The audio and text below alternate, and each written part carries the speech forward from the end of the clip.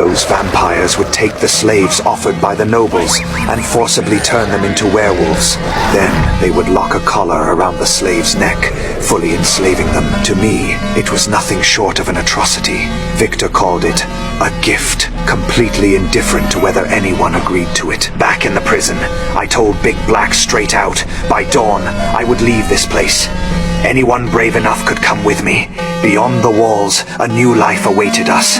For those who chose to stay, there were only two paths: wait to die, or continue serving vampires. When patrol time came, the Overseer came to humiliate me, only to be told by the prisoners that I had already escaped.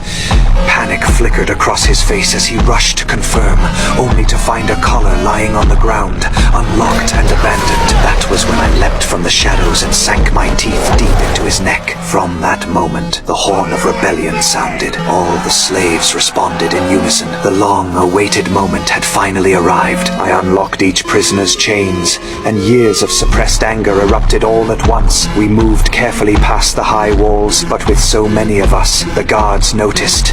They immediately deployed massive crossbows to intercept us, and many were pinned to the walls, lifeless. As more crossbows joined the attack, our casualties mounted. The group was split into two, and I had no choice but to leave some behind, bringing the rest forward.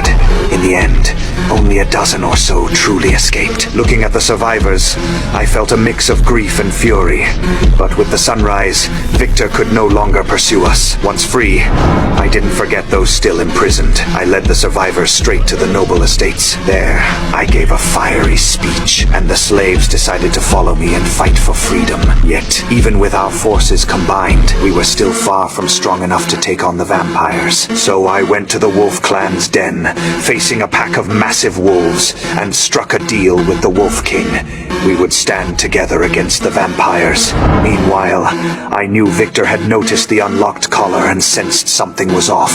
He demanded to know from Tyrus where the key he was guarding had gone. Tyrus scrambled to the armory, found the key, and for the moment, Victor's suspicion was eased. Later, Victor inspected the area and saw that the well cover had been tampered with.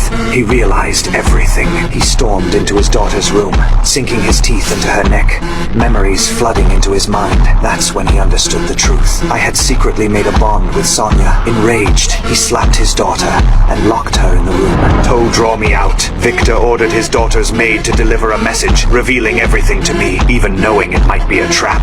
I felt nothing but resolve. Love made me fearless. I would not let the woman I loved face death alone.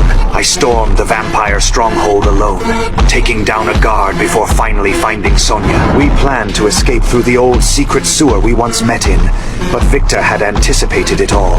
He ordered oil barrels poured onto the ground and torches thrown in. Flames instantly blocked our way. With every escape route cut off, I had no choice but to leap to the surface and confront a horde of enemies. Though I was the firstborn werewolf with extraordinary power and combat skills, I was outnumbered and overwhelmed by the vampire soldiers. Sonia slew one attacker, but her father struck her across the face. Faced with the choice between her father and her love, she raised her sword and fought him. Victor thought she would be no match, but her skill had surpassed him. Sonia did not want to harm her father, revealing that she carried my child, hoping to persuade him to let us live.